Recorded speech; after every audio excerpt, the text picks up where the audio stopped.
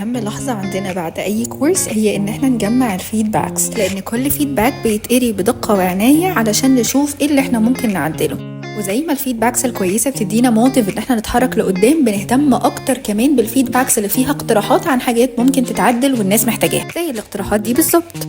وبدأنا في سلسلة اجتماعات ازاي نخلي عندنا جزء عملي الناس تعرف تطبق فيه 3 شهور، اجتماع ورا اجتماع وفكرة ورا فكرة. وكان الأهم ان احنا نسمع من ناس حضرت الكورس قبل كده عشان نعرف احتياجاتهم ايه وايه الصعوبات اللي قابلوها، لحد لحظة ميلاد البرودكت الجديد البيزنس ورك شوب. قدرنا نطبقها لحد دلوقتي على 3 جروبس من الكورس، واللي الحمد لله عجبتهم جدا، لأنهم بيشتغلوا على مشاريعهم الخاصة وبيطبقوا عليها، وبيخلي كمان تخطيطهم واقعي وينفع يتنفذ. فبيبقوا خارجين من الكورس عارفين مشاكلهم فين وإيه حلها، مش لسه هيدوروا عليها.